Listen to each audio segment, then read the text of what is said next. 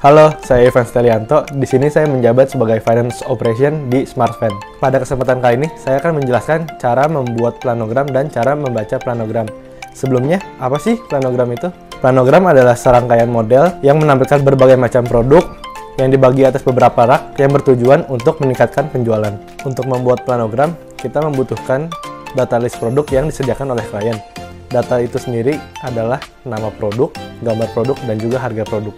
Sekarang, saya akan menjelaskan langkah-langkah pembuatan planogram. Yang pertama, kita buka dulu file yang diberikan oleh klien. Kita pastikan ada beberapa data yang kita butuhkan, yaitu nama produk, harga produk, dan juga gambar produk. Lalu, kita masuk ke dashboardnya manajemen kita. Kita pencet ke menu produk, lalu pilih yang submenu create produk. Nah, di sini ada beberapa bagian yang harus diisi. Kita mulai dari yang paling pertama. SKU Accurate ini adalah nomor produk untuk diregistrasikan di CMS. Kita ambil yang dari klien 5001, nama produk dan juga display name. Perbedaannya adalah nama produk itu untuk nama di CMS atau management system, dan display name itu adalah nama yang akan muncul di layar vending machine. Kita tulis saja Aqua PT 600 ml. Lalu untuk display name-nya kita samakan aja.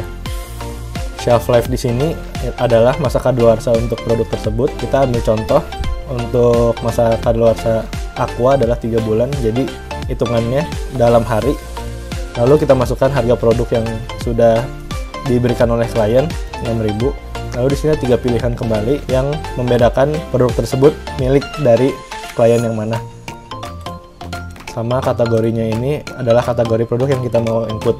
Nah, ada kolom lagi yang bertuliskan SKU. Kita samakan saja sama nomor SKU yang pertama yang di atas. Nah, yang terakhir kita harus input gambar produk. Gambar produk ini sebelumnya juga udah harus di-download ke file di PC masing-masing.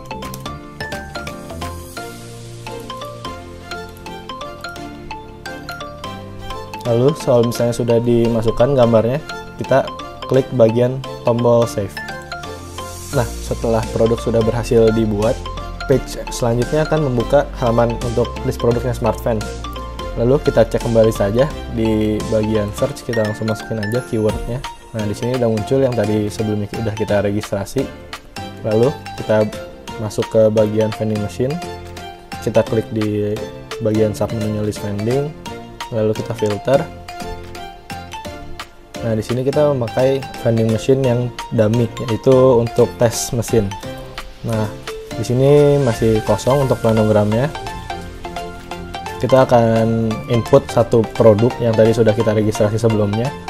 Lalu, kalau misalnya ada harga promo yang ingin dimasukkan oleh klien, kita cantumkan di sini. Kalau tidak, kita input 0 saja. Lalu untuk nomor slot yang ingin dimasukkan, setelah itu ada kolom yang harus diisi, yaitu capacity dan stock. Capacity di sini adalah jumlah produk yang bisa ditempatkan dalam satu slot di mesin, sedangkan stoknya adalah stok real time yang ada di mesin, produknya yang tersedia. Di sini kita input 5 aja untuk kapasitasnya, dan stok awalnya di 0 karena kita belum tahu untuk stok awalannya di mesin itu ada berapa. Lalu kita klik tombol save. Nah, jika sudah, produknya akan muncul di bagian planogram bawah ini. Jika ada produk yang sama di nomor slot yang berbeda, kita tinggal ulangi aja cara inputnya tadi di bagian add product. Yang membedakan adalah nomor slotnya. Nah, di sini kita udah ambil contoh untuk input 3 Aqua di slot yang berbeda. Nah, di sini ada indikator yang warnanya beda nih, warna merah, warna kuning, dan warna hijau. Bedanya itu kita lihat dari kapasitasnya. Di sini kalau misalnya kapasitas fullnya itu ada 5. Jika stok di mesinnya 0, dia akan menunjukkan tanda merah. Kalau misalnya lebih dari 2, dia akan menunjukkan tanda warna kuning. Nah, kalau misalnya emang udah full slotnya sesuai dengan kapasitas, dia akan berwarna hijau. Yang tadi udah kita input bakal muncul di sini nih, sesuai nama produknya. Aman dikonsumsi sampainya itu dari tadi yang kita input shelf life-nya saat registrasi produk. Nomor SKU-nya itu nomor SKU yang dari klien yang sudah di-input, sama harga yang dari data list produk klien. Nah, selain dari itu ada 3 button lagi nih. Kita ambil contoh yang kiri dulu, detail. Ini menampilkan produk detailnya aja. Kemudian yang tengah ada tombol button untuk edit. Di sini ada berbagai macam produk. Kalau misalnya ada pergantian produk di slot tersebut, kita tinggal cari aja nama produk yang sudah kita registrasi sebelumnya yang mau diganti. Kita di sini ambil contoh Astor. Lalu jika memang produk yang barunya ada promo, kita tinggal input saja. Jika tidak, biarkan di 0. Slotnya tetap di 1, sama kapasitasnya jika ada pergantian boleh diubah, lalu di save aja. Nah, setelah itu produk akan terganti pada slot nomor 1 yang tadi sebelumnya Aqua. Untuk button yang terakhir adalah delete. Untuk sinkronisasi di mesin, kita membutuhkan 2 kode. Yang pertama adalah kode vending. Kode vending itu bisa kita temuin di bagian atas sebelah kiri. Di sini ada kode vending, yaitu VM test. Yang kedua adalah kode sync harian. Nah, itu adalah kode yang setiap harinya berganti. Kita bisa temuin di bagian log sebelah kiri sini. Kemudian di submenunya vending sync. Nah, di sini ada ops password. Ini bakal berubah setiap jam 12 malam, jadi setiap harinya bakal berganti. Kedua kode tersebut, yang pertama dari kode vending dan kode sync ini, bakal kita gunain untuk sinkronisasi di mesin, untuk nge-restock produk ataupun untuk pergantian produk. Nah, setelah kita input nomor-nomor slot yang tadi udah di sistem, sekarang kita harus nge-sync kembali nomor-nomor slot di vending machine. Caranya kita ke VM, terus kita ketuk bagian bawah 5 kali. Kita masukin nomor kode VM-nya, dan yang kita harus masukin lagi itu password untuk hariannya. Bentar. Nah, terus kita masuk ke menu refill stock. Nah, ini kan baru 5 produk. Sedangkan yang kita masukin di slot itu ada 10. Kita langsung simpan dulu aja untuk synchronize yang dari sistem. Lalu kita klik bagian yes.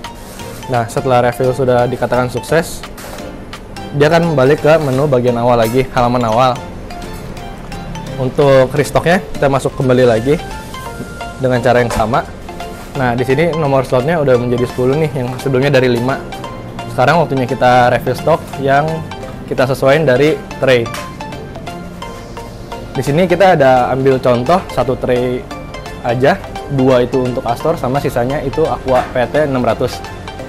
Nah, kita lihat stoknya ada berapa setiap slotnya, lalu kita set stoknya itu di VM. Di sini Astor itu ada 2, yang bagian nomor 1, Astor yang kedua ada 1, lalu Aquanya masing-masing ada 1. Lalu kalau misalnya nomor slotnya udah diisi untuk stok produknya, kita pastiin lagi di tray-nya sudah sesuai. Lalu kalau udah, kita simpan lagi.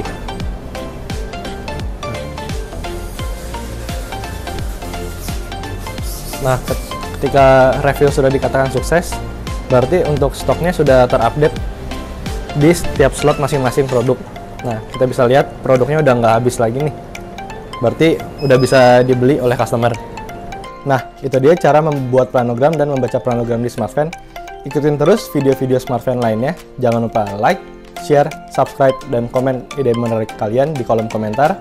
See you on the next video.